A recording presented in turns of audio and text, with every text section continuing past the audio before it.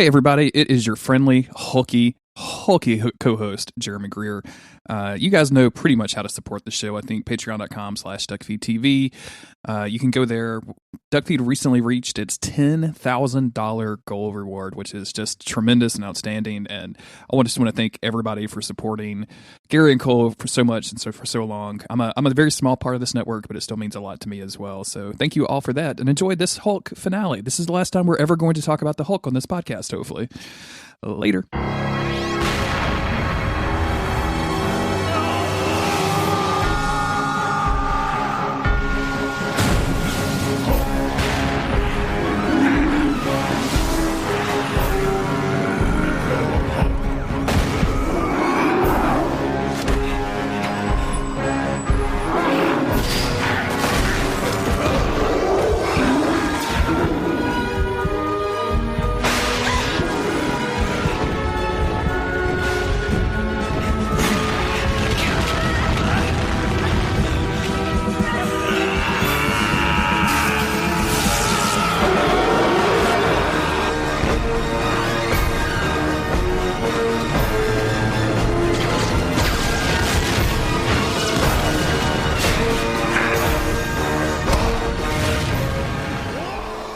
I'm Jeremy Greer. And I'm Gary Butterfield. And this is Days of Future Cast, the podcast that I almost forgot the name of right at the beginning of the episode, Gary. That's how I'm doing today. How are you? Let's start with first principles. Let's get down to brass tacks, Jeremy. They didn't teach me this in Podcasting 101. They did not tell me about this. God, Podcasting 101. There's like a sad life out there where like I'm an adjunct professor at a community college teaching Podcast 101 at like 55. I got these fucking patches on my jacket and I'm all sad and all the kids are fucking doing new drugs like Scorch, and I'm just trying to like get through to them as they get their hollow iPod 40s or whatever. You have to read the ads naturally. You cannot do not read like, the ad copy straight. Today we mourn Ira Glass, the patron saint of today we dispel the myth of vocal fry. Shattered. Yeah, boy. Well, that is a terrifying vision of the future. Did you ever? Did you watch any of that short-lived TV show they did about like a guy that like leaves his crazy good job to be a professional podcaster and like start a podcasting company or whatever? I remember people were dunking on the title screen and the opening credits a lot, though, with like little cartoon iPods and stuff. They were great.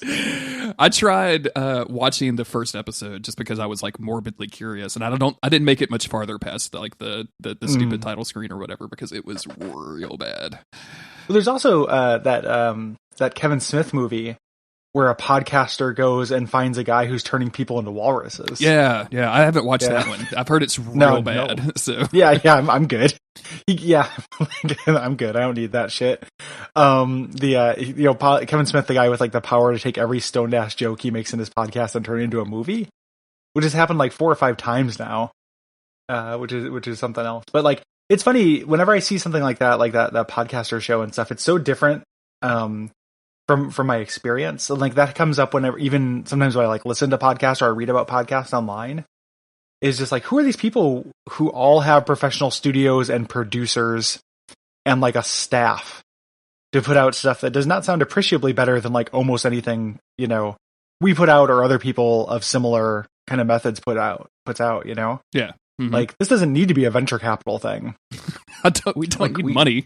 I mean, we need money. It's Patreon.com/Duckfeed.tv. We need money because it pays our rent. But to like start out, you don't need money. Like people, it is a common question that I get is like how to do this. And I'm always just like, you do not like, maybe put, $80 into a good microphone and then stop and then start doing the show. Like, you do not need a producer, you don't need a staff, you don't need to start with a mixer or anything like that. Like, what mixing rig should I do when I'm starting out to podcast? None. You're going to get 4 episodes and quit. Like, you don't put this money into this because you are going to, like, you might not make it. Like, figure out if you have something to say and you can find an audience first and then put some money into this. Yeah, don't buy a mixer until you have done a podcast for a year. Yeah, exactly. Because it's easy to start a podcast. I actually have an unreleased podcast because I recorded a bunch of episodes and then we didn't finish it, so we don't want to release it yet until it's finished. But we haven't actually gone back to finish it yet, so like it's just sitting there. Like, so like until you actually And this has been the hardest thing for me to learn. Like releasing a podcast on time for like an extended amount of time is work. Like it's actual work. Like it seems like it's real easy. And I think a lot of people, they sit down and like, oh man, me and my friends are funny. Like, let's record this. And you guys probably are funny. Like, absolutely. But like having them sit down in the same room for an hour and a half and then someone spend the time to edit that, post it, and then schedule it, and then talk about it on Twitter or on Facebook or whatever. Like that's work and effort, and it makes hanging out with your friends into a job. That's what it does. Yeah. Me and Jeremy, we started as friends, and now we're colleagues. Look what happened. No, we're still friends. But I think I say even in that situation, and this is like couldn't be further from what we're talking about today. Like I would forgive anyone anybody who just like got dropped in the middle of this and be like, what's this podcast about? And see if they could guess the Incredible Hulk visiting a lost village of Lord Scimitar. But like, I would say if you have that impulse, like me and my friends are funny, I want to record it. Like just go step by step. Like, yeah, record it. Like you're not going to hurt anything like that. Like see if you sit down and see what the energy is like. Try it and stuff, but just don't go from the back forward. Exactly. Like we've got this name, we've got this plan. We're gonna start a Patreon, and it's gonna get like $1 a month from my mom forever because we haven't like put in the work to or like put in the time. Really, it's not even about like work. It's like I don't want to portray it as being lazy because it's so luck based, but like just put in the time and make sure you've got your stuff down and see if you find that audience before you start putting money and like that next level effort into shit. I think. Yeah. It's that me and you have talked about this in the past of like someone's like, hey, I make videos on YouTube, and like you click on their channel and it's they have 5 followers, and like it's obviously like pay $200 to get some like banner commissioned, and I'm like, dude, what exactly. are you doing? Like just do something in MS Paint or like just make something unless that you're making it yourself. Like don't invest that much money into it at the beginning. Like you look at like I watch a bunch of like LeftTube, like a bunch of leftist YouTuber stuff, and like my favorite of all of them is this dude named Sean. I really thought LeftTube was going to be a porn site. No, it's just only the left-handed JOs. Yeah, it's only left hand, only the left nut, only left breast, only the left butt cheek. That's how only the left clit. My favorite one is this dude named Sean who just puts up like a graphic of a skull for most of the thing, and like he just talks. And I like him better than these people who do these like miniature movies, because the content is so good, and that dude has like found tons of success. Like he's incredibly popular. He has really good content. Like you don't need to be, get him in the door with this razzle dazzle before your content's straight, before that stuff's settled. So, anywho. So Hulk. Yeah. What are your hey listeners? What are your thoughts on Lord Scimitar? The first thing you need to do to podcast is figure out where you stand on the issue of Lord Scimitar, and you need to have a snappy intro. Like you need to get right to a snappy intro. See, we didn't do a well produced intro or anything like that. Like we just just went through and look at us. Yeah. The probably like 5th or 6th most popular Marvel cartoon podcast. Sure. Yeah. Let's say that. Yeah, we're somewhere in there. Of the Marvel cartoon podcasts that are being made in America right now, we're probably in the top 10, I'm sure. Of the podcast talking about Incredible Hulk season 2 episode 7, The Lost Village, we might be like number 3. We could be up there. So we're doing it. The Lost Village, written by Ron Merrick, Ann Knapp, Austin, and Douglas Sloan, 3 writers, for December 16th, 1997, after receiving a medallion that allows him to turn into the Hulk at will, but at the cost of the Hulk's strength. Banner, Betty, and She-Hulk travel to Tibet to find the land of Anaverin, hoping it might have a way of potentially ridding the Banner of both Hulks. But Banner may have to forsake his potential cure in order to stop the cyborg Scimitar from taking over Anaverin. And none of this is like very accurate. No. All of this. First of all, it sounds like they're going to a drug. Like they're going to the land of like a depression cure. I'm going to Tylenol World, and we're going to visit Anaverin. Thailand and all, or like yeah. Yeah, this is a pretty bonkers episode to be like the penultimate end of the series, and I really feel like this one is pretty good. Maybe not pretty good, but like bonkers, right? Like on the scale of Hulk, right? From 1 to Hulk. This is very Hulk. But the actual finale and everybody, this is the last time we're going to be recording about the Hulk for quite some time. It's just bad, Gary. Like it's not good at all. I wish that we could go on a high note. but we do not get to go out on a high note. The next episode is one of the worst of the series. Yeah, easily bottom 3 or 4. This one, I would say, just as far as, again, the incredulous Hulk, like the goofy Hulk, this is probably top 5. Sure. So yeah, this is super weird. So we start in New York City, and there's just two. Remember where we were before this? Like, we're just everywhere. I mean, we were in Miami for the fashion show. Then we went to California for the Hollywood thing, and so now we're in New York, back in New York City. Back in New York. You said this, like, this is just a series of adventurous dates with She-Hulk. That's all this is. Like, this is traveling around on a lawyer's expense account and getting into trouble with She-Hulk. Like, that's She-Hulk has to win one case to finance half a year of the ship. And now they can bring Betty along because now she's got all that fashion model money. We watched Grand Designs, which is like a UK TV show about people that build these fancy houses. And we watched this. It was a terrible house. Like, this dude was like, I'm really into skate parks. I want my entire house to be concrete, like no plaster, no paint anywhere. And and he did it. It's a fucking ugly house and it's horrible. But the guy kept having to go to leave the project for months at a time and make his wife oversee it because he had to go deep sea diving to make money to pay for the new house. And I'm like, what is this? What is this job that you have that you can just go find something in the ocean and then come back for 4 months? He's a treasure hunter. Are you Nathan Drake? Is that what's happening? It's bizarre. So we start out in an alley in New York, and 2 cultists, one private eye and one definitely cultist, like wearing robes and stuff, meet in an alley and exchange an amulet. One of them is trying to buy half of an amulet. Unfortunately, here comes a ninja. And the ninja comes from the corner to watch them and fuck shit up. It's 2019, and that's pretty much every time a ninja shows up. Is I start the sentence with, "Unfortunately, a ninja shows up."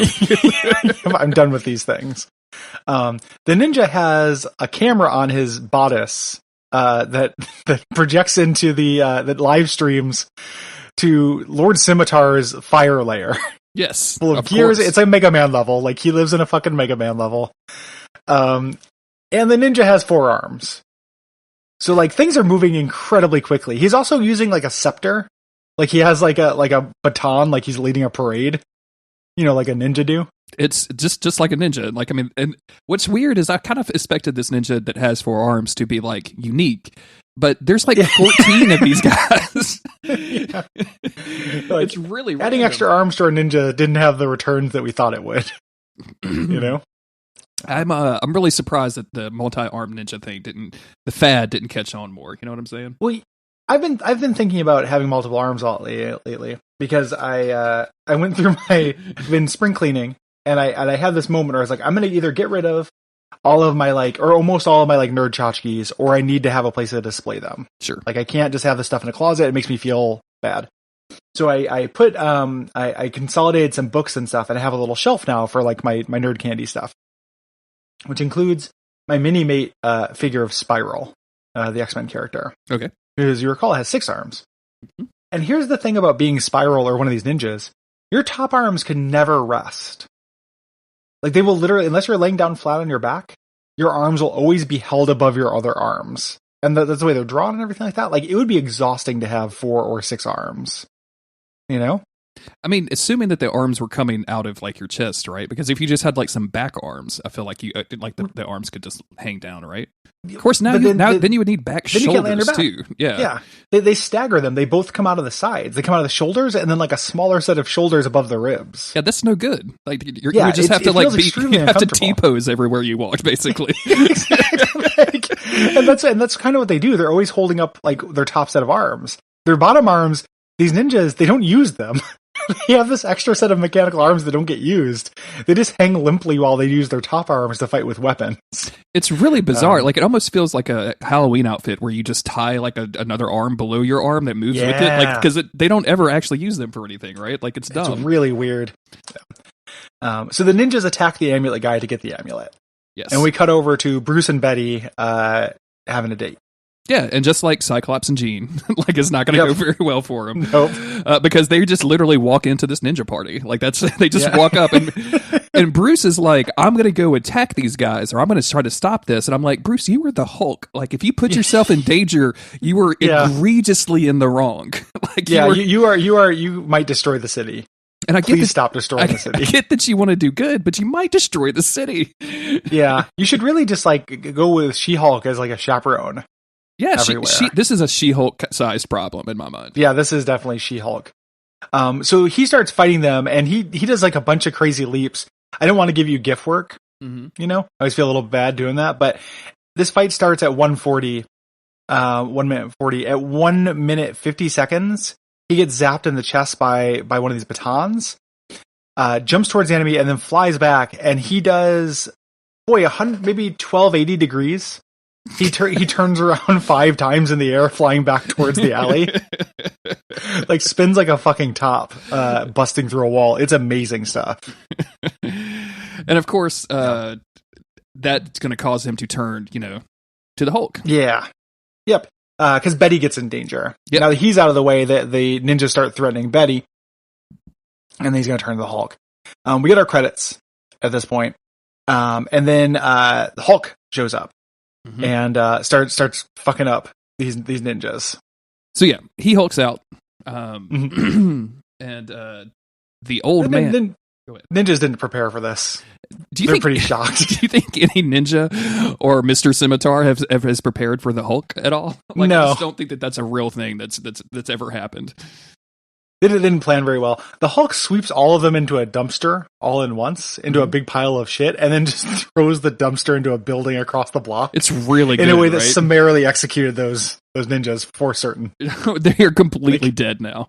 Yeah, absolutely dead. The old man, he's like, the Hulk kneels by, he's like, old man, need help or whatever. The old man gives him an amulet, which turns the Hulk back into Banner. So, okay, that's where we're at now. So, let's break this down a little bit, right? So this is a magical amulet, or half of one.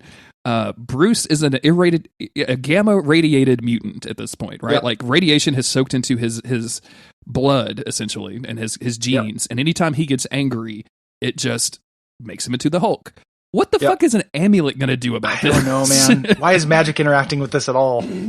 Like, he was with Doctor Strange, like if magic had this effect, it feels like they should be separate to me. It does. Like, magic should not affect the Hulk. So he turns. It's very weird, though. Yeah, the old man turns into wind and disappears. Yeah, he just literally dissolves. Like, what was he going to do with the amulet if he didn't? If he didn't get wounded? Yeah, I don't know. He whispers Anavrin. Yes. Anavrin is the name of the drug. Then the wind engulfs Bruce and Betty, but nothing happens. It cuts over to Scimitar, who's like, who's this man? Crush him. And Scimitar smashes the screen. Scimitar is like a cyborg. Yes. Feudal Japan cyborg looking guy. He looks like the end boss of the Wolverine movie we covered a few episodes back, is what he looks like. He's on loan from the Double Dragon collection. But then all that wind and fire that engulfed Betty and Bruce doesn't matter because they're Googling him. Yeah. Like, they're back at their computer Googling Anavrin. Sure. That's the way the internet works, right? Yep. So they find the Wikipedia entry for Anavrin on his like gigantic, beautiful 90s desktop with the key. Did you see the keyboard on this thing? Oh yeah, dude. Like it's like an old person's TV remote, right? Like, the buttons are fucking huge. Like, well, they're huge, and there's 2 sets. There's a 6x5 grid and a 3x5 grid spaced apart from each other. Yeah. There's nothing resembling letters. You didn't have this version of the Xbox? You skipped over that generation? This is Google's new controller. Like, this is Stadia. Yeah, that's the thing for Stadia or whatever. So then we switch over to fucking Scimitar, who deploys his Google tube into the internet, and it's like someone's been Googling Anavrin. Let's run a trace with his Google tentacle that comes out of his arm. I love like this late 90s aesthetic of just nobody understanding how the internet works whatsoever, and so people just like, whatever we need to do for the shot, let's get it done, because it just makes me laugh so many times. There's the classic one in Scream where she uses Excel to text her bud or whatever, and I always that one always gets me. Just really funny.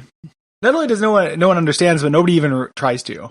Like, no effort was made, and I really love that. Like, just like these old men, all these old 60-year-old execs, like old TV cartoon hands who probably worked on He-Man and shit, who write this. Like, yeah, just have them do it with computers or something. Hey, and just the animators just kind of shrug and be like, what of a tube? Whatever. And the Google tube takes care of it. What if a tentacle came out of a ninja's arm and did it? Yeah. Oh yeah. That sounds good. That sounds good. We can make a toy out of it.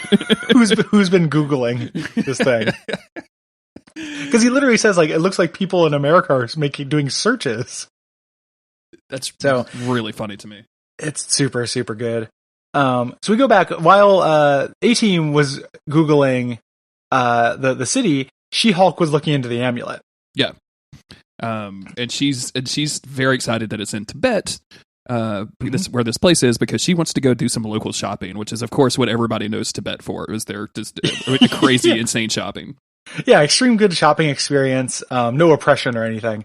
And then immediately shop cut her sexy sax music to her being in Tibet, treating this like local impoverished merchant like shit, trying to get Tibetan clothes because She-Hulk is, like the same way that like when people write for the Ninja Turtles, I feel like they're just given a post-it note that just says like skateboard pizza. Yeah. And okay, well, we got to work with this.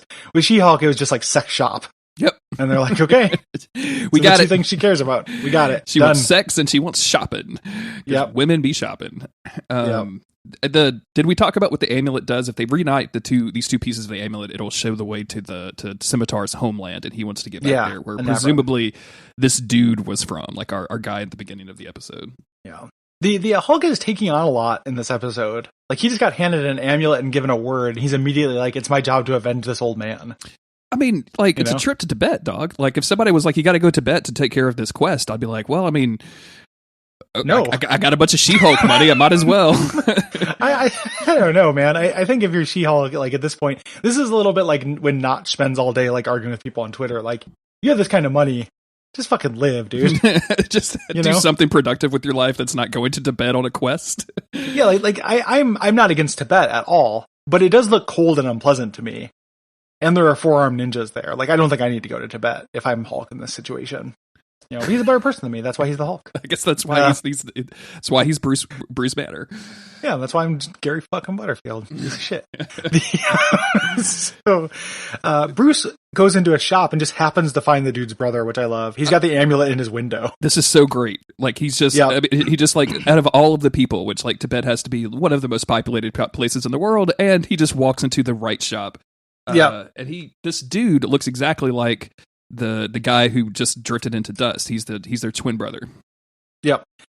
And he's like, so we get some exposition here. Exposition is like, oh, my brother would, if you had to be a good person, or my brother wouldn't have trusted with the amulet.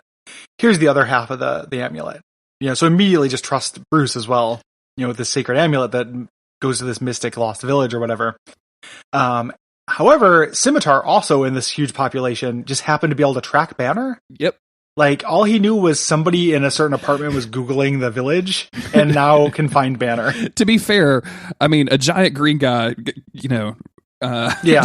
Well, She-Hulk is the one who's is doing it. Well, no, I'm just saying, like, a giant green guy fucked up his ninjas, and then all of a sudden he sees somebody Google Narvin, and then he sees a giant green girl traveling to Tibet, and he's like, well, I'm actually from Tibet. That's where my homeland is. I guess I'll follow this white guy back and see what happens. None of this shit makes like him at the airport any sense whatsoever, especially like knowing what we're going to find out. And why these two guys were out here, why they had the amulet, why Scimitar's out here. None of the actions make any sense. Why would you give this to random white guy? Like, who is random white guy? They don't know that he's the Hulk. Yeah, or a scientist or anything. And they immediately get it back too. So there's so Scimitar busts through the roof at this point with his ninja squad. Betty and She-Hulk start running. She's like, this is a situation green. Bruce Banner quickly tosses the amulet back to the old man. Yeah. Then turns into Hulk, but now he is weak Hulk. Yes. Yeah. So he can just punch Scimitar, and Scimitar is an android, but he's just an android, And he just kind of just takes these blows on the chest and barely hurts him. Like, we're in weak Hulk zone. Scimitar fights him back, knocks him out. Yeah. Just with like a punch. Yep. And this is the first time we've really seen weak Hulk like this. Like, this kind of sucks. And Hulk is very confused about this. Like, he actually looks at his fist one time as if to say, like, why you work Hulk good? Yeah, Hulk mad at fist. So She-Hulk and Betty show up. I don't know what Betty's going to do in this situation. But there were ninjas there, so they start fighting the ninjas. So it's Hulk versus Scimitar, them versus ninjas. A little fight scene. Yeah. Hulk and Scimitar do that anime thing where they punch each other at the same time, which I've always hated, and it makes the mountain shake. But unfortunately, Hulk loses, and Scimitar unceremoniously tosses him into a well. This is the dumbest rock, paper, scissors maneuver I've ever seen. Like, it's just so dumb. This is a great... And then sets the well on fire, and I love this, presumably the central water source for this village. It's like, not only is it on fire, but you contaminate it with fucking Hulk. Yeah, now it's got Hulk juice in it. Thanks, yep. Scimitar. Yeah, Scimitar's going to poison this whole village to get one Hulk. There's still earthquakes going on and shit. Like, it's pretty, having a Hulk in the water is no good. Scimitar and his ninjas get the amulet. They run away, but Hulk gets out of the well, and he switched the amulet. So, the old guy did. He tossed the amulet to the old guy. They get the amulet, but the old guy had a set of fake amulets made up to switch them out, which seems like, it's again level of planning that my favorite note in this is that they made the fake amulet, right? Yeah. But they outsourced it, Gary. They didn't just because Scimitar looks at it and he's like, made in China, and I'm like, what? Are there a bunch of these? Why did you take this to China? I'm many things, but I'm not somebody who knows a lot about the world situation in general. But I feel like there's something between the relationship between China and Tibet, right? Like, I'm not imagining that. Didn't they subjugate? I'm not going to say a word until I Google. I'm Googling it, but I'm pretty sure that they do not want Tibet to have freedom. Yeah, the People's Republic of China kind of rules over Tibet, and Tibetan liberation is a thing. Yes. So this was a choice, to have it be made in China. I feel like the made in China was a quick joke, right? Like, it's because totally. I feel like the late '90s was especially bad about people making fun of things that were made in China, like absolutely, they were subpar, and then they just did not even think about we're in Tibet, like that could be a little weird. Because, it would be I guess I take it back. It wasn't a choice. It's just an unfortunate accident. It would be like if a story took place in the Civil War times, and somebody picked up a gun and it said "Made in the South," or something like that. There's some human rights stuff that is extremely intense between China and Tibet. I remember there were tons of concerts in the 90s for Free Tibet. Do you remember that being a thing? I do. Yeah, I do. I had put all of that out of my memory. I don't know why. I'm wondering who was. It was from the makers of those emulets. Well, I don't know why either, because I don't think it's fixed. I think that we just forgot about it, like how we forgot about the whales. Remember when we had to save the whales? I do not know. Were they in trouble? Yeah, they were in trouble for a little bit. There was a whole Star Trek movie about them. Look, I can only. They're still doing benefit concerts for Tibet, man. Yeah, we forgot, but Rage Against the Machine didn't. They did one last month. I mean, and it's yes, I'm ignorant. I don't know very much about this stuff, but also at least I admit it. I don't know very much about this. Holy shit! Philip Glass performed at this stuff, man. I'd love to see Philip Glass live. Yeah, that'd be awesome.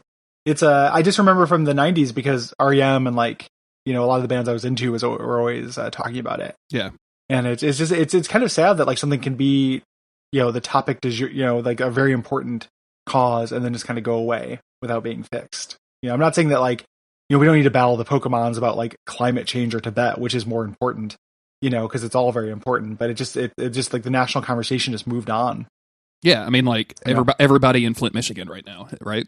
Totally. Exactly. Yeah. Well, and here's the thing too. When was Tibet really part of the national conversation? I don't know, 1996? Yeah. During the airing of the Incredible Hulk cartoon.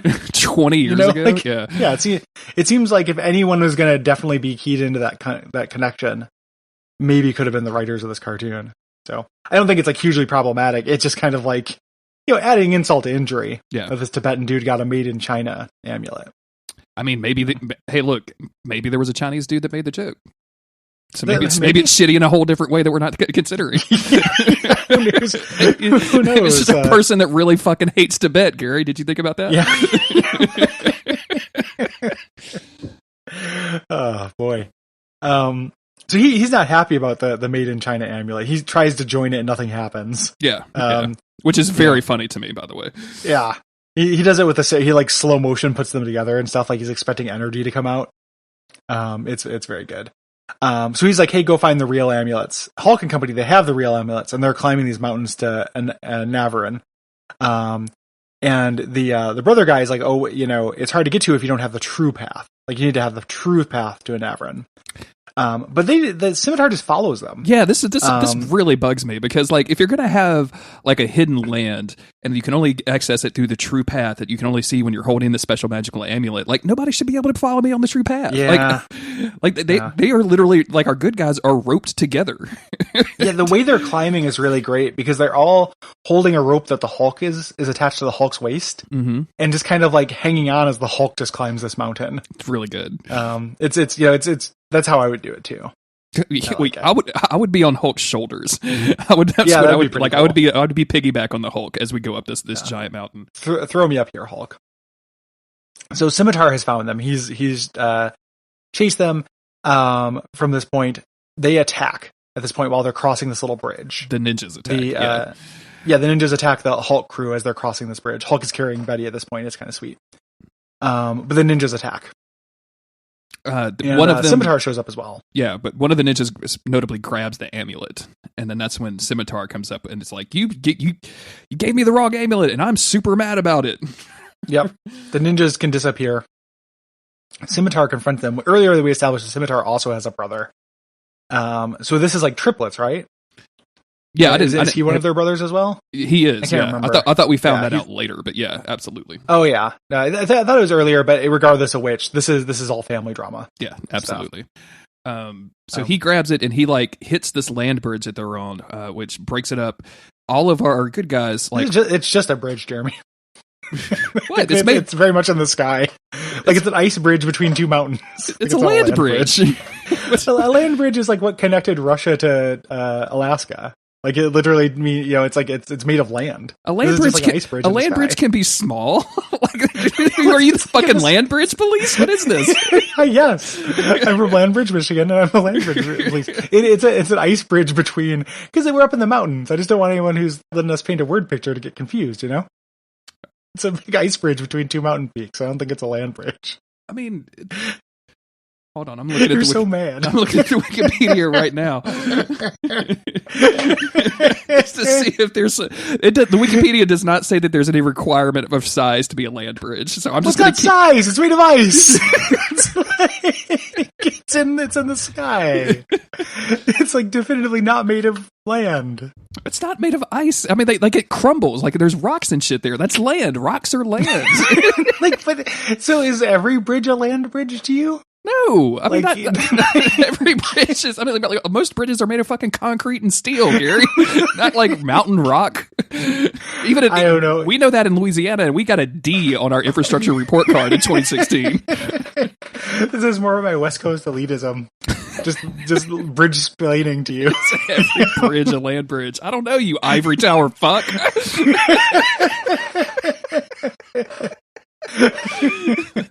I tell you what, I'll stop calling it a land bridge when you blow my land bridge. How about that?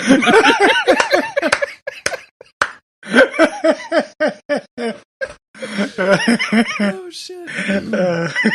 Okay, well, luckily, Scimitar destroyed the thing that was going to tear apart this podcast.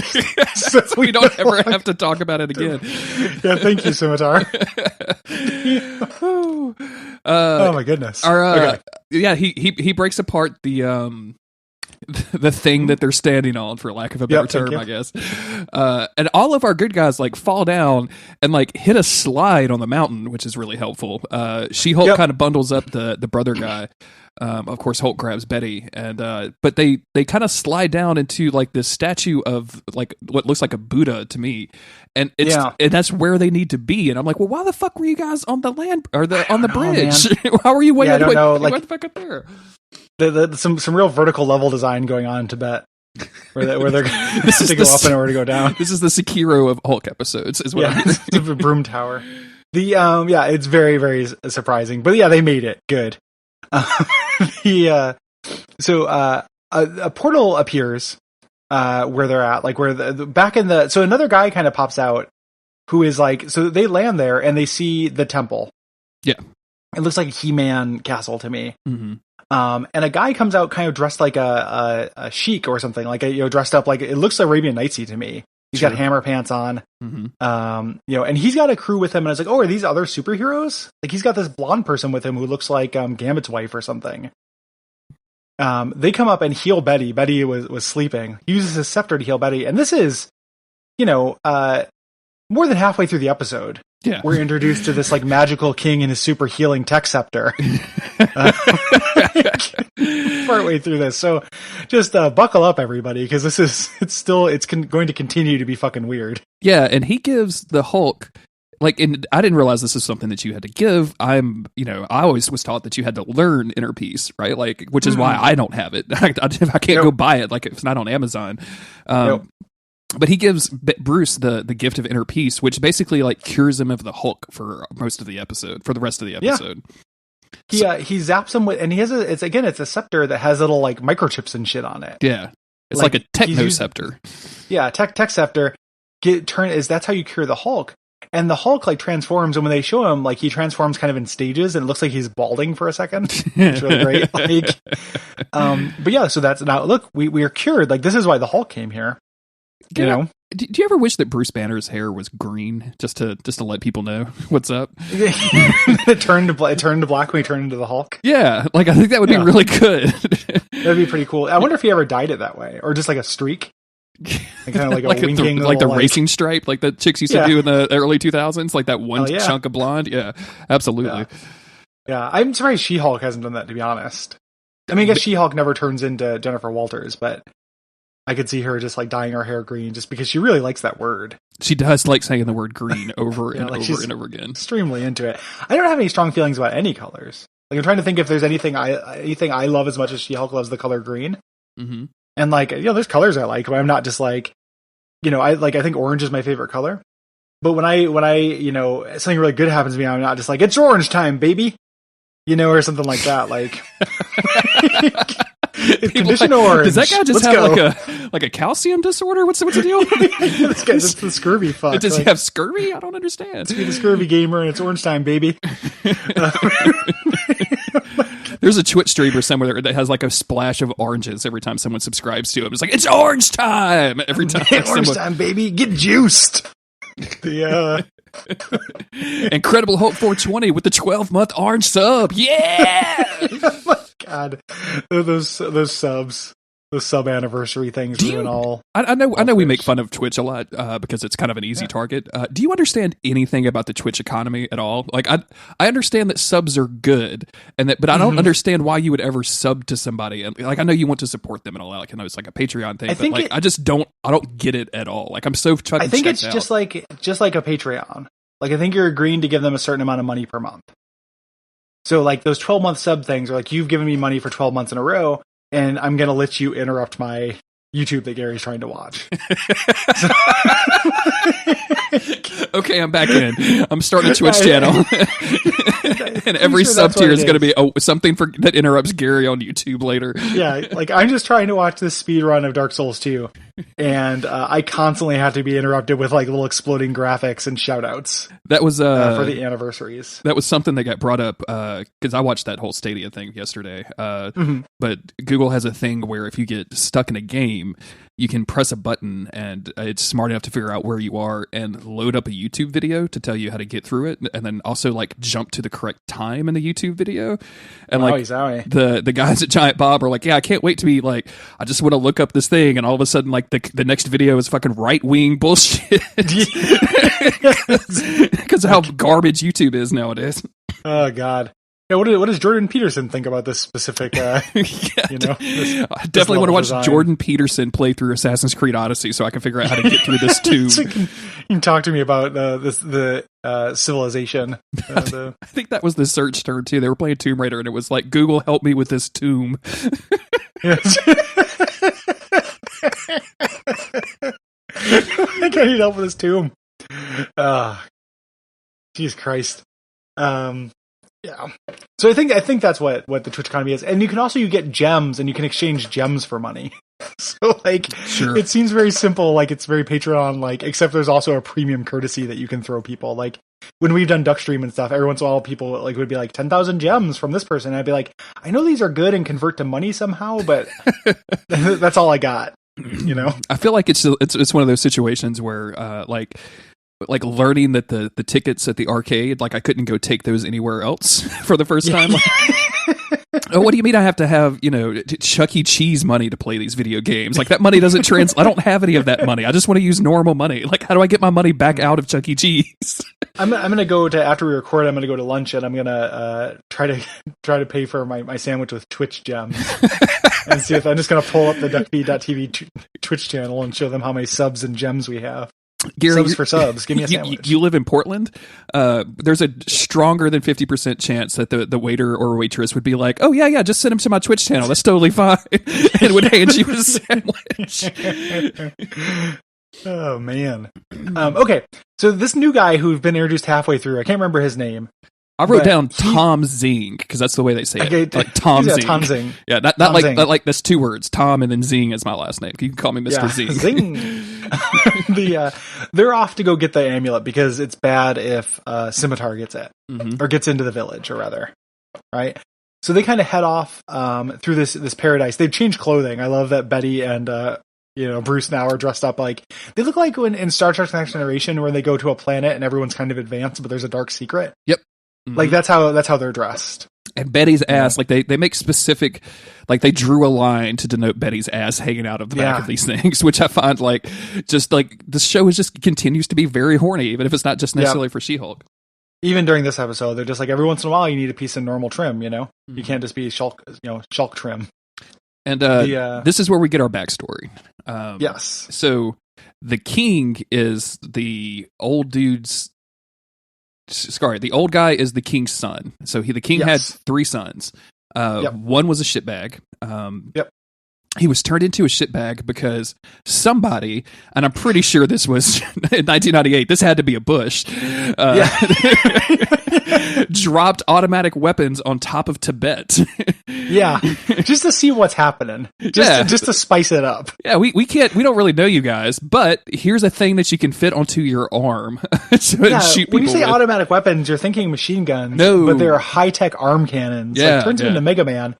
He goes up to shoot his dad. His dad's eyes glow, and he melts the guy's arm into slag. This gun is going to be fused onto your arm. I'm going to essentially tar and feather you, son, for the crime of being a shit. Like, pretty intense. So the 2 brothers, basically Scimitar gets kicked out for trying to kill his dad. The 2 brothers walk him out. The king gave them the amulet to get back, and there was an avalanche, so they get separated and they can't find their way back. But the one guy takes his side of the amulet and goes to New York for no fucking reason. I don't know where you're trying to look, man, but you might want to stay in Tibet for that one. Yeah, I assume that this hidden city in Tibet is in Tibet. Following a trail of breadcrumbs. You walked like 15 feet. Like, how far did you walk? Turn around. And maybe you'll find Tibet. So that's our motivation. Scimitar this whole time has just been trying to get back to his city, and he used the technology of his arm to make these super ninjas. And the guy in New York was just in New York, and the person in Tibet was just kind of hanging out, doing nothing apparently this whole time. Yep.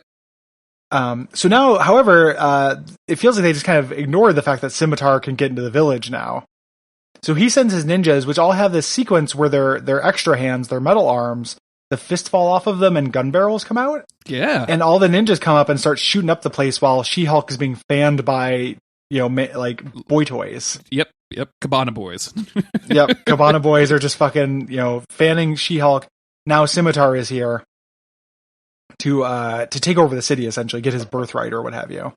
Yeah, like I guess he was the eldest son or whatever, but like I don't understand why you would. I've never get this plan when the goal is to like blow up the city and then rule it. Like that sounds like a bad idea. Like I don't want to go rob a house. I don't want to go burn down a house and then try to rob it. Like that's not a good plan. No, it's a terrible plan. So he steals the tech scepter, which again we've seen it has lots of powers, and starts doing magic. The sky darkens, wind is blowing. Energy beams are going up into the sky. Like, it's going to be a bad scene. Here. She-Hulk is like, let's take him out. But Bruce is like, no, it's going to take a monster to defeat a monster. But he can't turn to Hulk. Remember, he's been equipped with inner peace. Yes. So, She-Hulk, and it's like the ring of protection, right? Like if you take it off, it breaks. Yeah, exactly. It breaks. So, and that's literally what happens. She-Hulk comes and frees the king. Bruce says, "Hey, turn me back into the Hulk." The king's like, "Well, this is a one-way street. That gift can only be given once, just because." And then Hulk's like, "Wait, we have to do it to save this village I just heard about." The entire premise of the series, I'm willing to give it up. Sure. To save this village. And then the king, who no longer has his tech scepter, instead he touches his chest and then uses like a palm orb to turn the Hulk back into Hulk. And we get this little montage of all the Hulk's like my seventh favorite kind of moments. orb, by the way, is palm orb. Palm orb. And he turns into half gray, half green Hulk. Yeah, for a second, where he's real both, and then weird. It's really weird. He looks like Two-Face. He flexes, and then it's just Green Hulk. And this is, now he's the Hulk, and he's going to be able to win the fight. And Betty is very sad about this because she had a normal boyfriend for like 20 seconds. Yeah, and lived as a weird, lived in this weird verdant paradise in Tibet for like 20 seconds. Yeah, they've never seen a white person, so they probably think they're gods. So yeah, we're going to work in Betty's favor. That's the way things work, right? Am I writing an Indiana Jones movie right now? Is that what I'm doing? Yeah, it's 1996 was probably what they would do. So Hulk just runs up. They just know where Scimitar is. Yeah, runs up to him and just beats the shit out of him. There's not a whole lot to it. Like Betty and the friends and She-Hulk get to fight some ninjas, but Hulk just fucking beats the shit out of Scimitar. Yeah, he just punches him. Like, and I get that that's like the Hulk's thing or whatever, but like it seems pretty basic even for them. Yeah, exactly. There's not very much to this fight scene. They even like skip the animation sometimes. Like sometimes it's like this weird like slow motion freeze frame thing. Yeah, I feel like they're trying to like they didn't set up Scimitar to be like a big badass, right? Like he's not an abomination character in my mind. No. So like to set him up as like these weird headbutting scenarios. Also, we didn't mention this, but when She-Hulk freed the king, she grabbed two of the ninja guys and then gave their arms to Betty and herself. So like there's a moment where like they just have 4 arms and then they just take them off again before the end of the episode. Yeah, they have gun arms so they can shoot 2 ninjas and that's it. Yeah, Betty's like, this sucks. Having extra arms is terrible. Yeah, I imagine she didn't keep. I was surprised she didn't keep them in order to hang with her superhero friends. Yeah, you would think. Maybe these will get me on the Avengers. Yeah. So they're leaving. They say goodbye. The king summons his dead son. He says, "May peace be with you," and Bruce says, "And you as well." And then they're back on the plane to leave, and Bruce is like, "Well, I did kind of find peace," and Betty's like, "Oh my god!" Like rolls her eyes super hard. She doesn't, but she should. This is every time you visit a foreign country, Bruce. Stop it. Yeah, and every time we do anything. Like remember when for a second we were going to be able to get married, and possibly just like have a life, and you fucked it up. And then She-Hulk, of course, has done a lot of shopping. Yep. And that is a big box of stuff. That is the end of the episode. And if you thought this didn't sound good, wait till the next episode, everybody. Because, oh boy. It's like, I can kind of see what they're trying to do by bringing it back to the military stuff. Like remember Gabriel? Gabriel's back. Now the weird shield guy, like it's kind of trying to tie it back in together, but it's such a boring episode. And the thing that doesn't tie it back together is so here's the synopsis: Mission Incredible by Ron Merrick, Meg McLaughlin, November 23rd, 1997, series finale. A creature known as the Hybrid possesses Ross, forcing the Grey Hulk and She-Hulk to join forces with Gabe Jones and Shield. So like, what the fuck is the Hybrid? And there's all this backstory with the Hybrid, and like, all the emotions are supposed to be with the Hybrid, and the emotion like used to loving Gabe. Like putting a lot of character development for Gabe is kind of a weird choice for your final episode. Definitely, like hard agree. Did you spend the whole rest of the season being like, when are they going to get back to Gabe? Yeah, man, I was really curious what happens to the random Shield agent that I definitely know from the comics, right? Like, yeah, absolutely. Give me that Gabe. I gotta have more Gabe in my life. Yeah. Extremely weird. So this is Mission Incredible. I just wanted, before we even get into this, like I'm a huge Mission Impossible fan, right? Like I'm a sucker for it. Like it really works for me. They literally do Mission Impossible 1 in this movie. Like that literally, it had to come out at like around the same time, right? Like I don't know, but I remember that first Mission Impossible movie with Tom Cruise coming out around this time. And like, they literally just are like, yeah, we want to do that, but with the Hulk instead. Like, what the fuck is this? Like, this is a Hawkeye story, right? Like, this isn't a Hulk story. Like, what is going on? Really weird fit, to be like, yeah, the Hulk should be doing super spy stuff, which the Hulk should not. No, it's like the anti-Hulk is just making him do a spy. Imagine playing a Hulk video game and there being a stealth level. They give you the stealth level. Can you imagine? There's that really good Hulk game, and I remember there are some bullshit parts, but I don't think there's this. There's not sneak into a shield facility and like steal a bunch of technology or whatever. Yeah, I don't believe so. Yeah. So we start out with Betty. I guess her dad's still in a coma. Like I had kind of forgotten about this because I literally don't care about this cartoon that much. But she's wondering when he's going to wake up, and wanting him to let go of the past, like because he stroked out, I guess, like chasing the Hulk. She leaves, and a nurse comes in, and we're going to see the nurse's eyes start glowing, and this is going to be our sign that somebody is the hybrid. And this hybrid, like the nurse's face, like transforms and like this thing oozes out of her. She falls down, and then this weird like gloop, like shitty Play-Doh, like goes into the general's face, and now all of a sudden he's the hybrid. Yeah, the shitty Play-Doh looks pretty good to me. Like it looks like a spooky little Shoggoth to me. Yeah, like it's actually not. It's pretty well rendered, I think. Like it's very Cronenberg, right? Like that's gives you those kind of vibes. Colorful Cronenberg. Yeah, because it's like all purple and blue and shit. Doctor, I'm sad. Who should I go see? Colorful Cronenberg. But Doctor, I am colorful Cronenberg. Colorful Cronenberg. So here's the dumbest thing about this show, this episode, right? Is like they have this alien that takes over the symbiote, and you think it's going to be a story about the symbiote pretending to be Ross, but the symbiote immediately tips its hand. Like Betty immediately noticed, like she's leaving, she sees her dad following her. He's like, "Oh, you're awake. You're in military gear." Gives him a hug. He's like, "Oh, you're cold. Oh, your eyes are glowing." The general yells at her in its voice, and the general's voice turns into a lady voice. And it's like, "Oh, okay, you're not. Why do you even possess things? Like, if you're not going to pretend to be them, a hybrid. Why did you get dressed? Like, if this, like, can you imagine like Captain Marvel with like as soon as someone's a Skrull, they just have glowing eyes and just say the word Skrull over and over, but they just look like Agent Coulson. Yeah, like imagine that whole scene on the bus where she punches out the old lady that was in the trailer. Like it's that, but like the old lady has like literally glowing eyes the entire time. Yeah, and just keeps screaming about how she wants to kill the Kree. Skrull! Skrull! So she aims a gun at him. He starts glowing and his face starts melting. Like, this is the worst fucking, like, who do you trust storyline I've ever seen. It's immediately over. I like that she runs into the weapons locker to get a weapon, and when she shoots at him, she misses and blows up the weapons. So she's all fucked up, which is a bad place to be. Yep.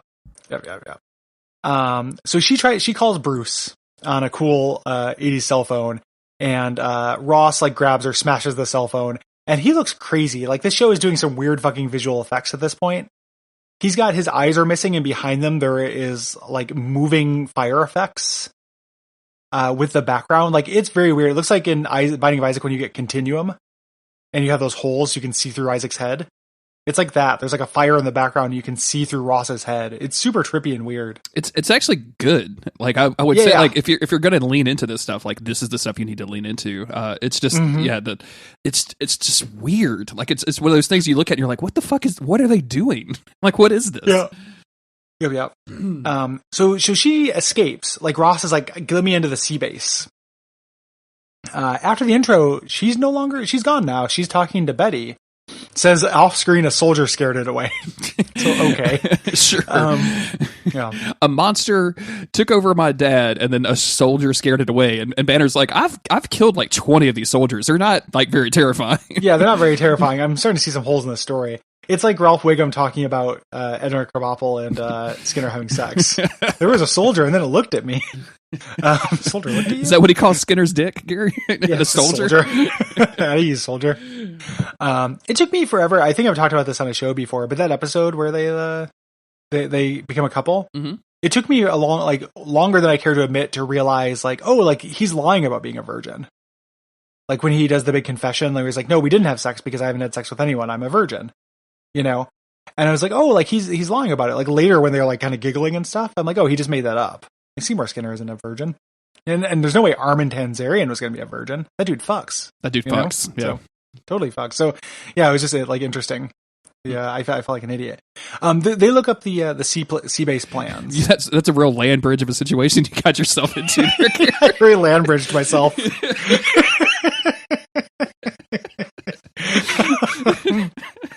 A land bridge too far.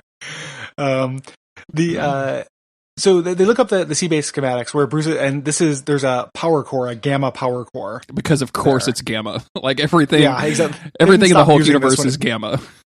You know this thing makes Hulks, right? Maybe we should stop making it. Like stop using it. You know the thing that you've been trying and failing to prevent from destroying cities across America for the last 3 years? This makes those. Why do you have this? Yep. So they're looking it up on Google, but a little picture-in-picture FaceTime pops up with Gabriel, who noticed what they're Googling. He has an arm tube as well. So he shuts down their access. I would pay an unreasonable amount of money to be able to monitor my friends' searches and then appear on their screen when I see they're searching bad stuff. I'd be like, nope, Gary, nope. Good God. You told me you wouldn't do it. What are you doing? I throw my computer in the fucking trash. I couldn't be trusted. I feel like this way about FaceTime in general. Like I never FaceTime anybody. Like me and Autumn have been married for 15 years. We FaceTime like maybe twice, and it was literally because she was like she had something on her face she wanted me to show her. Like that's the only reason that she wanted she did it. Put the face in FaceTime. But like I know a lot of people. Like a guy I talked to on the internet. He was like when they announced that they could have like 100-something people on a FaceTime thing. He was like, "Oh, my son and his friends are gonna love that. They FaceTime all the time." And I'm like, "What the fuck? That would be just excruciating to me. I can't imagine." Yeah.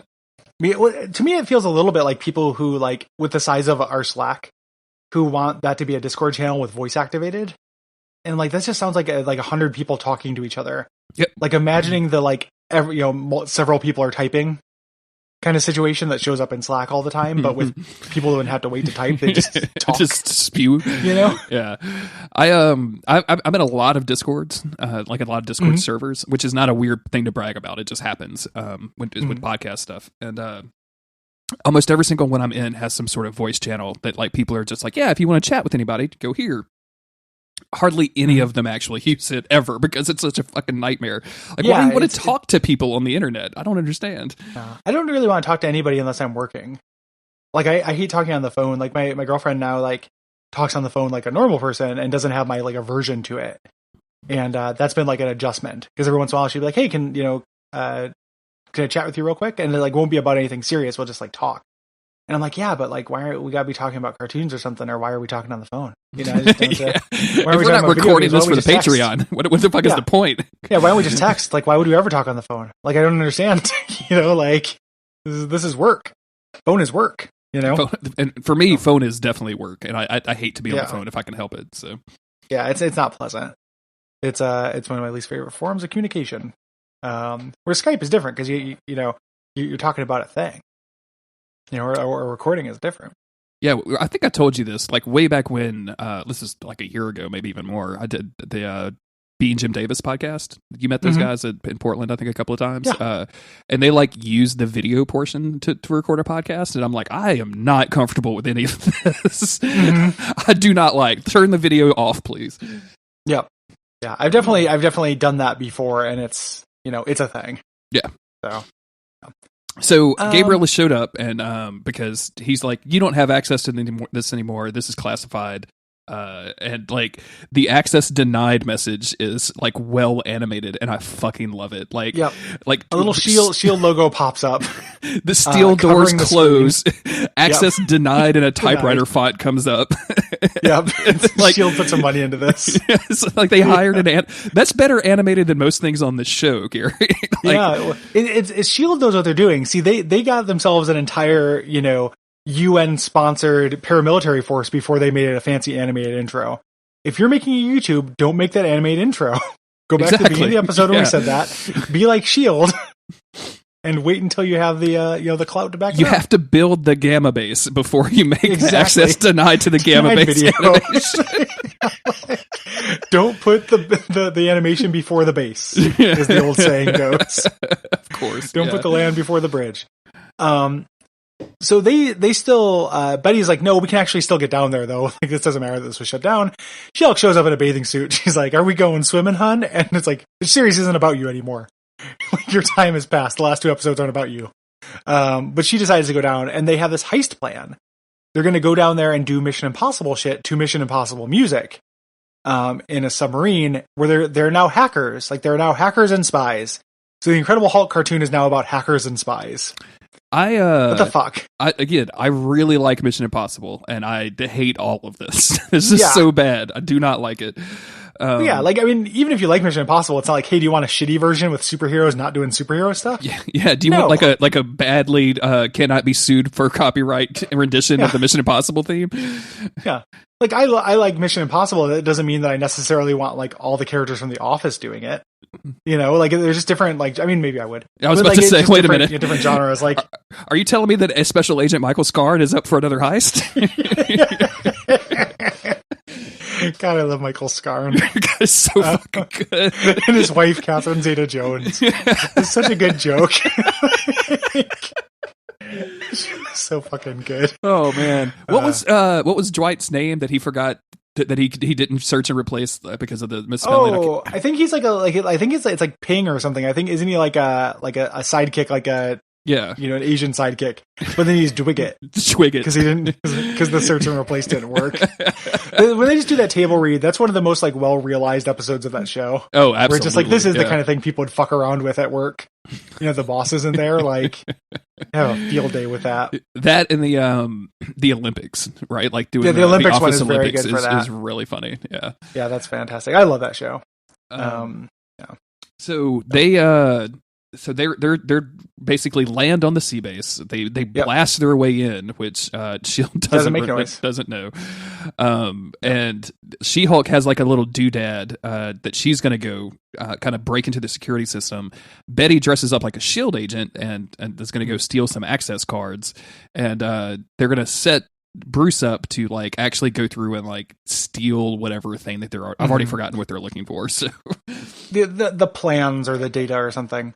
So they put him down this tube, this like silo. They go between 2 fan blades that aren't spinning, but then the fans start up, cutting him off. He's going to fall down this thing. He pulls out these little like defibrillator pads that are magnets that he puts on the side to try to break his fall. He almost gets this laser grid, and he starts stressing out because he almost hits the laser grid. And then we go into his mindscape where the Gray and Green Hulk are fighting. So he's like above this thing trying not to turn into Hulk. But Grey Hulk wins, throws Green Hulk off a cliff, and he turns into Grey Hulk because he's too stressed. But he's Grey Hulk just hanging there. I like the lasers that, like, I always thought this were like motion detecting lasers, right? Nope. No, these are actual lasers that Shield is shooting out. Like, you can die. Yep. Yeah. And he falls through this. She-Hulk manages to turn off the lasers, and then he's hanging like the famous Mission Impossible thing over a laser floor, like this disco strobe floor. But he's the Hulk.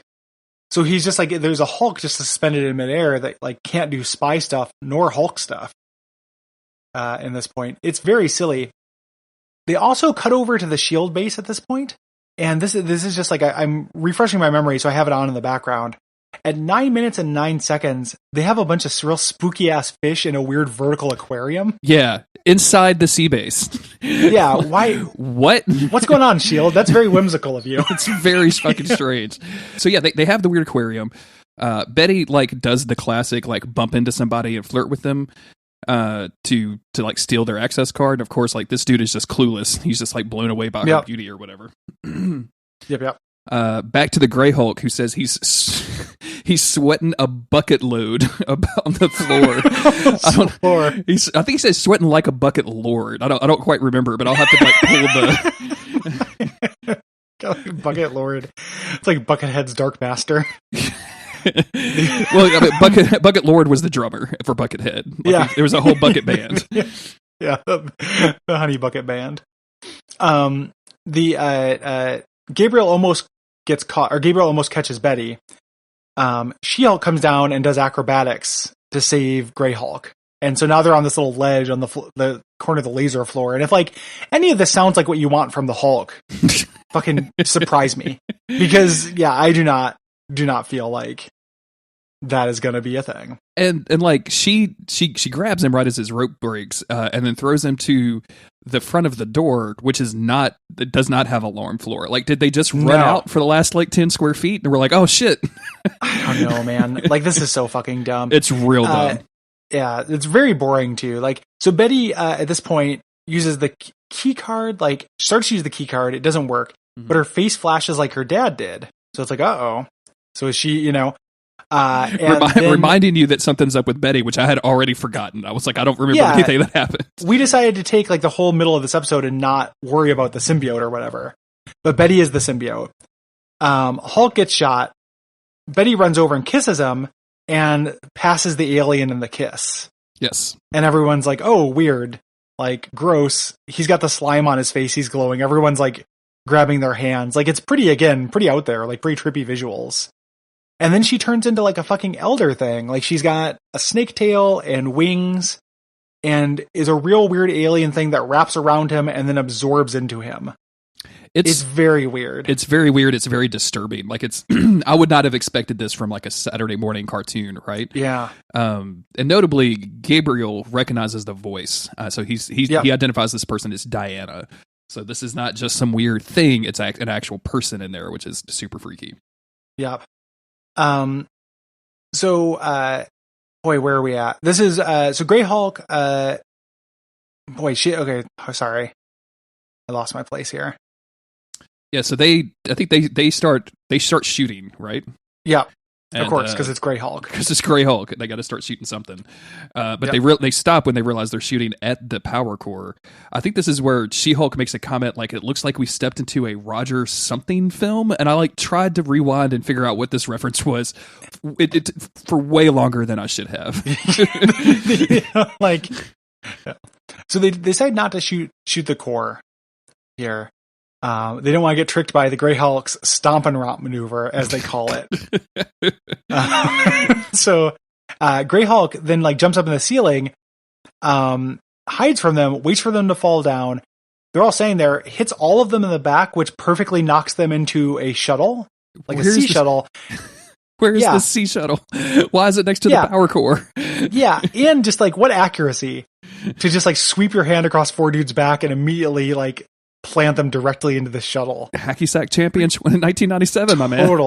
Totally. Hits a thing to send them away, and then starts working with the computer. So he's going to do his thing, but She-Hulk stops him, and they do this kind of like, Greyhawk pulls a gun on She-Hulk. I need to see the fucking Greyhawk hold a gun. Blast She-Hulk into another goddamn shuttle, and then hits the button. That is the Greyhawk's one move now, is to put people in shuttles and send them to the surface. What does he do? What does the Greyhawk do if there's no shuttles or he's not in a fucking sea lab? Like, what is nothing? Nothing. It's so silly, so fucking silly. Yeah. So she shows up to the surface with Gabriel, and she's like, "Hey, you got to tell me who Diana is." And he says that Diana was a S.H.I.E.L.D. agent. Actually, she was a double agent. So she was sent there to steal some like crazy ass ocean life form that they dredged up and were doing experiments on.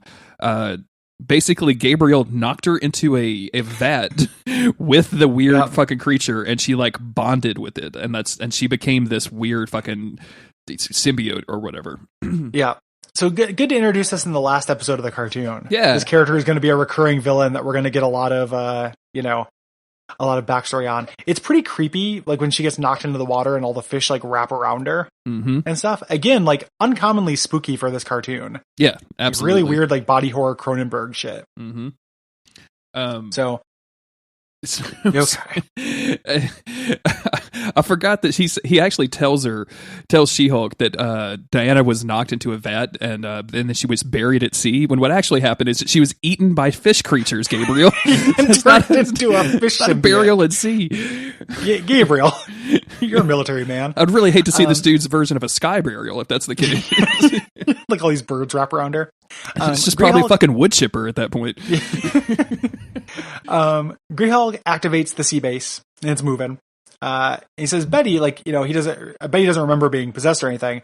Monitor the power core. Yep. But she doesn't know anything about the power core. So Greyhawk is like, no, we have to do this. Starts a FaceTime with Gabriel and says like, hey, S.H.I.E.L.D., turn over your nuke codes. What? To the sea base. Excuse me? Okay. What? Yeah.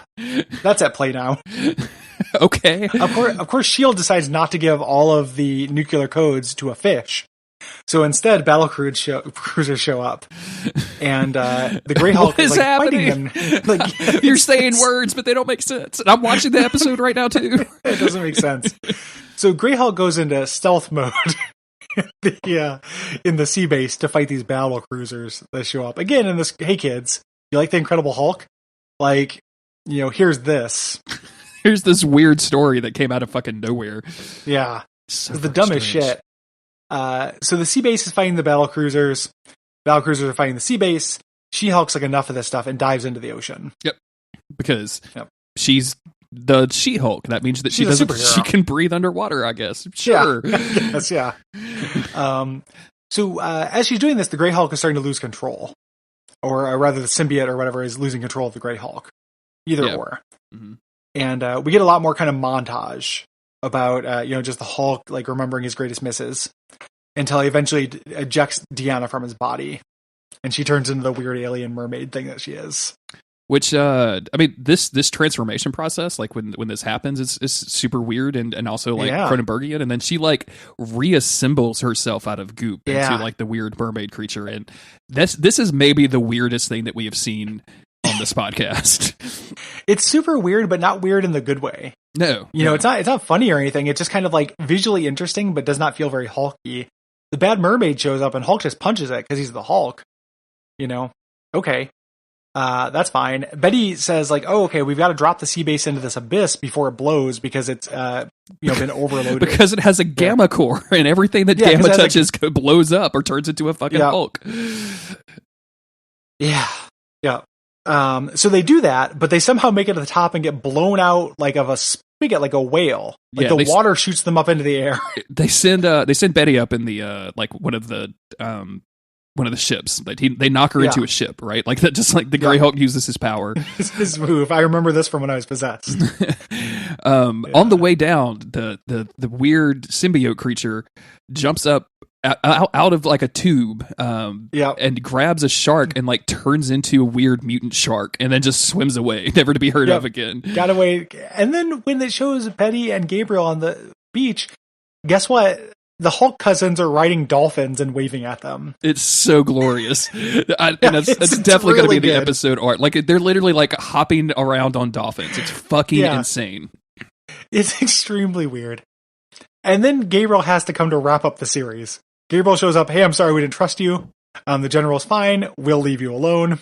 General Ross shows up and says, I'm fine now, my future son-in-law. Let's be nice.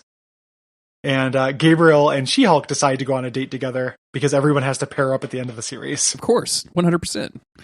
What the fuck is this? Like, how is this the last episode of this cartoon? Gabriel also does the, like, I have some bad news about your father to Betty. Yeah. And like turns around, he's right here. And I'm like, fuck you, Gabriel. You're like the worst doctor uncle from ever. Development. Yeah, like... Oh man, yeah. This is a weird episode to finish your whole series on. I imagine there's like probably 6 half-done episodes somewhere of this that they just didn't get funding or like the Avengers cartoon. Exactly. Like how they had those plans for things they were going to do. Mm-hmm. Extremely bad. There's no reason for She-Hulk and Gabriel to go on a date other than just She-Hulk being horned up. Yep. And that's the end. That wrapped up nothing. Yeah, this was it. Yeah, it wrapped up the General Ross shit, I think. But like how? Because I know he's like fine at the end, but also how is he fine? Like did the weird symbiote, did the hybrid like fix him? And if so, can we get it back? Because boy, he went into a coma enough to get over his hatred Exactly. of the Hulk, which he's never been wrong about that. Like, the Hulk is extremely dangerous and shitty. Yeah. You know? I mean, he's been wrong in like blaming Bruce, but also Bruce is a fucking idiot that needs to be blamed sometimes. Like, I mean, yeah. Bruce had the ability to rid the world of the Hulk many times over and decided not to. Exactly. Yeah. So I don't fucking know, man. Like, this cartoon. What? So this is the last episode. What are your aside from this episode? I think we can agree is just absolutely like garbage. And then wrap up. What's your final thoughts? I mean, wrapping up the Incredible Hulk. I mean, like, I've never been a huge Hulk fan, like we talked about. Like, I would read his stuff as a kid, or when he would show up in other stories, and but like it just never really clicked with me. He's had some of the worst movies made ever. Like, really, my big Hulk thing was like watching that old series back in the day. But I was like so young, it was just like moving pictures on something. Like, that's all I was, all of the value I was getting out of that. But this is just so. It's so weird, and I really like the fact that they like went hard for the second season, because if they hadn't done that, like, I think it would just be not worth even mentioning. But like the fact that there is this like nugget of craziness in the second season, I think I'm not going to say makes it worth watching. I'm just going to say it makes it worth podcasting about. Because if it had just been an extended, like if we had looked ahead and been like, okay, Hulk season 2, and like we got 4 episodes deep, and I was like, Gary, this is not going anywhere, man. Like, we can't finish this. What are we doing? Like, are we doing is this going to be an abject suffering episode where we talk about the Hulk for 2 minutes and then just like chill and chat shit about our lives? So I'm glad that they ramped it up like that. Yeah, it was. I think it was consistently entertaining. The easiest thing to compare it to, because we've only done 2 animated series other than X-Men, right? So like neither of these have been as good as the X-Men. Even the X-Men at its worst. Like, I feel like 5th season X-Men was about as good as Avengers. This is better than Avengers, but worse than X-Men.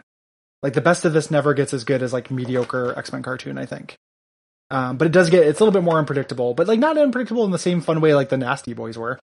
Yeah, you know? Exactly. Yeah. Like it's just more just like horny. It was just like an angle that I don't think either of us were expecting. I was not expecting the horniness at all. It can be quite as sexually like about sexual liberation and everyone wanting to fuck the She-Hulk, especially the animators and writers. Like, I just wasn't expecting that. So that was fun.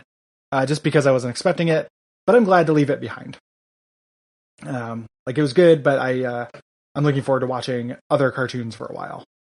I am going to be real excited to get back to X-Men. Like, me and you bonded, like me and you first started talking about the project. Like, it was pure X-Men insanity. Like, you and I both really like the X-Men and all of its forms. Like, hey, I finished that stupid Gifted show, man. Like, it's bad. Don't watch it. But I finished it, and they set up Age of Apocalypse at the end. So, you know, RIP to season 3, I guess. Blink can travel through time, I guess. Whatever. Anyway, okay. Spoilers for the Gifted. Whoops. Spoilers for the Gifted.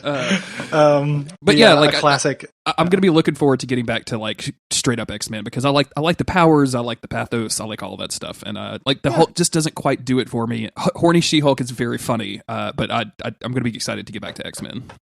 It's at the very least, I think that, like, you know, this is not my, as far as just premises go, this is not my favorite like iteration of the X-Men. You know, like, I like kids, but the actual character, you know, I like the kids at the school interacting with the X-Men. I don't necessarily want to see Nightcrawler as a teen, you know, which is what we're doing. Like, that's not necessarily appealing to me. I'm keeping an open mind, but like, that's not the kind of thing on the back of the box that sounds awesome to me. However, I think that the X-Men will not have as like, you'll be able to know what the X-Men is about. Yeah. You know, like, that's one of the strengths of the X-Men as a thing, is even like the shitty movies, even the worst properties, they always have that like world that hates and fears them thing. Whereas like, Avengers was about nothing. The cartoon. And the Hulk cartoon is supposed to be about this like Jekyll and Hyde, like what happens when you take the half of you that you're repressing, letting it out. But it was that premise was so boring, and they sacrificed so much of it in search of fun. You know, like let's have some fun. We're gonna get rid of that, we're gonna jettison that, and here comes Doctor Strange. You know? Yeah. So I definitely don't miss the Avengers. I remember less and less of that show every single day that passes. The only thing that ever sticks out is Wonder Man and Hawkeye's like obvious love for one another and their weird like hand slap routine that they get into. Yeah, that's going to be the only thing of value that I get out of that. So, you remember Scoreplex? God, yes. Jesus Christ. It's like he has like an entire scorpion for an arm or something. Why did you have to remind me? Yeah, I think there's a later, like, I mean, if the show goes on long enough, I think when we first started doing this, I don't think we ever thought like we'd run out of X-Men. Yeah. You know, like we just kind of like, we're at the beginning of the animated series and it's like, well, we've definitely got a lot of road ahead of us, but the show's been going on for a long time. So like eventually we will get back to all this stuff. Like some people are like, hey, you know, say Spider-Man, hey, Iron Man, you know, even like the better later Avengers cartoons. Like I'm down for hitting those up in the future, but let's we got time, assuming we don't get bored or die. Yeah. So assuming that we still want to podcast with each other even after disagreeing about the exact dimensions of a land bridge. The land bridge thing. If this ends up being the seeds of it, if like fast forward to the end of that X-Men Evolution thing, and you're like, here's the thing, Nightcrawler can create a sort of virtual land bridge where he teleports from one section to another. I'm like, fucking Greer, shut up with this land. I can't wait shit. to get the iTunes reviews where it's just like, I really like this podcast where they talked about shitty Marvel's cartoons, but now it's just an hour and a half of them arguing about land bridges, and I don't understand it. Yeah. Also, Jeremy is right.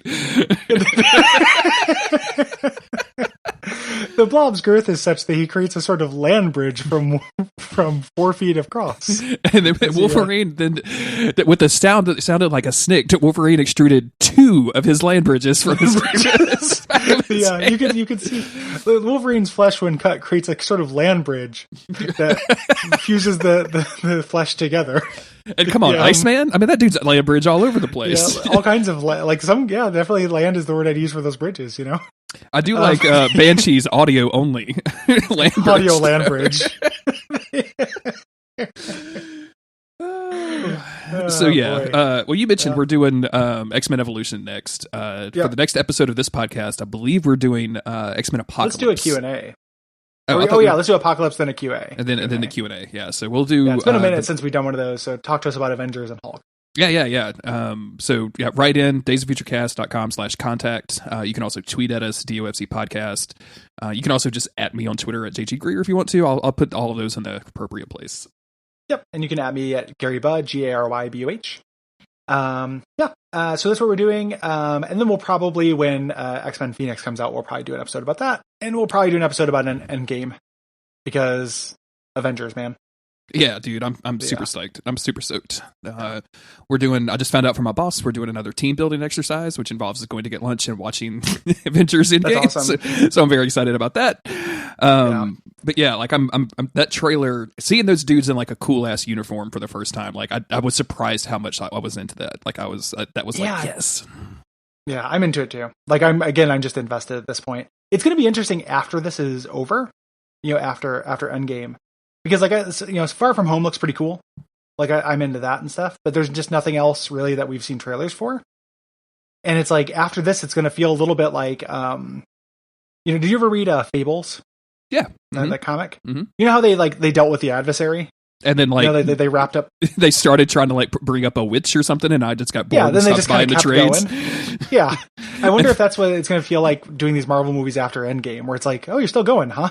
Wasn't there some like weird anti-socialism thing that dude kind of got into at the end of that series as well? Did I remember reading that? Bill Willingham's politics are not good. Like they've never been good. But yeah, I know exactly what you're saying. It's going to feel like there's not going to be another Captain America movie. Like I'm almost positive of that, unless it's going to be like, Falcon as Captain America, which I'm super here for because I like that guy a lot. Falcon. Let's hear for Bucky. Are they going to do a Scarlet Witch movie? Like that's not going to happen. Like there's been almost nothing they've like leaked out about it, but the stuff they've talked about has been doing more cosmic shit. Mm-hmm. Like they've announced that like Eternals. Like TV series, I guess, and stuff like that, like doing more cosmic stuff, which I'm like not super in for. Like I like the cosmic stuff in the movies in spite of it, like in spite of the cosmic angle. Like that's never really fun to me. Like Marvel Star Wars is more fun to me than normal Star Wars, but only just. Yeah. I like the first Guardians I liked, but like I had that issue with Captain Marvel is like I just don't care about this Kree or the Skrull. Who could give a shit about the Kree? Like I like that movie like more than I thought I would, by which I mean it was like a pretty middle tier Marvel movie to me. Yep. Same. I was expecting it to be like I liked it more than I liked Doctor Strange. I liked it more than I liked the first Ant-Man. But I didn't like it as much as the greater ones, and it's not really even like I was expecting the performance to be the thing that got in my way, because it is a really weird performance for a Marvel movie. Like, she does, I feel like Brie Larson reacts to all situations kind of the same in that movie, Mm-hmm. in a way that took me a minute to like. You know, there's a part like early when she gets her like true powers or whatever, and this isn't really a spoiler, but like her powers become unleashed or something like that. And she's like, you know, up until this point, I've had the training wheels on. Like, what am I like without the training wheels or something like that? Or I've had one hand behind my back. But she just says it, and it's just so like calm and kind of still like sarcastic. But it kind of worked for me after a while. What doesn't work for me is, you know, just identical aliens to fight. And the way that Marvel does like future cityscapes in space is so boring. Like, I couldn't tell this future cityscape versus the one from the beginning of Guardians of the Galaxy 2. Oh, absolutely not. Like Nova Prime or whatever. Like it all fucking blends in together. Like as soon as they do like that sweeping CGI shot coming down from the clouds, so you can behold the beautiful alien city. I'm like, whatever, dude. Yeah, enough of this. I've flown into Seattle. Like I know what this looks like. So I'm hoping that like Captain Marvel, like, you know, joins the, you know, is in the Avengers and Endgame, is good in that because I like the character. And then if they do a second one, just give me less of this fucking Kree Skrull shit. I think they're probably going to do like Super Skrull or something like that. Like, I don't think it'll be less of it though, because that's what the character is involved with, and it sucks. Yeah. You know, Cosmic Marvel is not my favorite thing. So it'll just be interesting to see what that universe looks like after Endgame. Do you find it hilarious? Like, I know, like they've set up, like the Avengers Infinity War, right? Like, so like Thanos is a huge threat, but like there were like several times that I think Nick Fury probably could have called down Carol Danvers in between. So that's it's funny that you say that, because the guy that I can't remember the name of the guy who is like the Marvel Cinematic Universe guy, gets asked that in interviews or whatever. He like finally didn't answer, and his answer, which I think is kind of good, is that like, who's to say he didn't and she just didn't come? Like, we're going to find out what she was busy with in her future movies, but like, he probably did click the little thing and we just didn't see it. And I was like, okay, like that's for like a no prize kind of answer. Sure. Yeah. Like, I'll buy that. I'll take it. You Yeah, know? that's fine. Yeah. You know, cause it's like, she's just emergencies only. And her whole thing is that like, I deal with, you know, the absolute cosmic level. Like, I'm going to go find this race a home. Yeah. You know, it's like super important shit. So him just being like, hey man, Loki, you know, and her just being like, I don't care about Loki. Ultron, you guys deal with your own robots. Like, I don't give a shit about that. We need to, Fury texted her and is like, we need you to come back and tell everybody your powers and your real name with the government. And she's like, yeah, no. exactly. See, this. Check. I'm trying to imagine like if he was just texting her for everything and that's what happened. Like initially, it was just kind of like, Ant-Man's fighting somebody. You know, what the fuck is an Ant-Man? Why do I care? I need to go help Ant-Man fight Ghost. Yeah, you know. There's a political power struggle in Wakanda. What the fuck's a Wakanda? Like, what is a Wakanda? Scale, dog. Yeah, I don't like. Come on, dude. What are you scale. doing?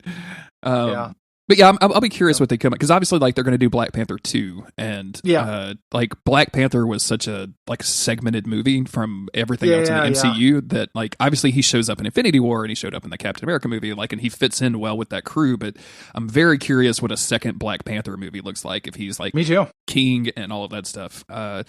And you know, I'm here for the Spider-Man movies. Like I like Spider-Man. I'm okay with that. But yeah, they don't really have. I guess they're going to go Fantastic Four, man. But like everybody I see on Twitter talking about like X-Men in the MCU. Like I just don't want that to happen at all. Like I'm not. I feel like you could create like premium TV shows, like just, you know, this is X-Men Blue, this is X-Men Gold. Like I don't know if this is a, you know, Disney streaming service or whatever that's like kind of does that DC TV thing like Arrow and Flash do, but better. Mm-hmm. Like, and that would be a really good fit for like cool X-Men shit. Like I don't need an X-Men movie necessarily. I'm worried about them retelling the origin and stuff. I don't need to see it again now that I've seen it twice. Like we've had the X-Men movie and we've had the X-Men movie rebooted. Yeah. Like a third reboot is going to get exhausting. Yeah. And the only reason why that didn't exhaust me with Spider-Man is because I skipped the entire middle series. You know, and like there's a whole rebooted universe. Yeah. The entire rebooted universe I didn't even pay attention to. Yeah. I think my guess is they're holding back a lot of that stuff until Endgame comes out. Yeah, I'm like, sure because they don't want to spoil it. Like maybe once Endgame comes out, they'll be like, here are actual announcements, and maybe that shit will be stuff I'll get excited about. Like I'm into I'll watch a good take on Fantastic Four. I'll watch an X-Men movie, especially if they do it like I've seen a couple of pitches for it, which like they do it like they did the Avengers, like do individual character movies. Yeah. And then have like them join together as the X-Men. Yeah, you know, like I'd watch a maybe like a Wolverine movie sounds kind of, you know, frustrating to me just because I've seen so many solo Wolverine movies. but like a solo Jean Grey movie would be cool as hell. I would be here for a solo Jean Grey movie, or even like just smaller scale stuff where like maybe Jean and Scott and Scott meet up or whatever. What I'm saying? The Adventures of Cyclops and Phoenix. Yeah, I could be here for that. But yeah, I could see I think Fantastic Four has got to be where they go next. Like it fits in too well with the cosmic shit. Like it sets up Galactus, which is probably like the only bigger threat than Thanos at this point. Like, what I'm saying? Like I feel like that's going to be the direction they take. And I just hope they don't rush to do X-Men bullshit. Like I just take your time, like do whatever you got to do, and like figure out how to tell those stories so it's not fucking boring. So they almost can't rush to it because they've still got not only is like Dark Phoenix not out, but also that New Mutants movie is still like has a release date. Still, I don't know if it'll actually hit it. Like it might get pushed back, obviously. But like they've still got stuff in the docket for X-Men shit. There's like a Deadpool 3. Yeah, I think they've come out and said that they're just going to keep letting Fox make Deadpool movies as long as those make a bunch of money. So yeah, that makes sense. I could see Deadpool being reincorporated easier than I could see the X-Men. Me too. Quite honestly. I think that I mean, I don't really think that movie, that New Mutants movie, is going to be like. I don't think anybody really cares about it, like as far as like being as part of a cinematic plan or anything. And then like that Legion is getting a season 3, but like that dude Noah Hawley has been like, oh, it was always a season 3 show, but they're going to cancel The Gifted. Like they're going to clear the slate so they can do something. But yeah, it'll be interesting to see regardless. Have we done an outro yet? Did we tell people to go to patreon.com/Duckfeed.tv so they can support the show directly? Yeah, go to patreon.com/Duckfeed.tv if you want to support the show directly. Awesome. And then ratings, reviews. Ratings, reviews, tell your friends, all that good stuff. Thanks for listening, most importantly. And in 2 weeks, we'll be back with Apocalypse. Umbasa. Awesome.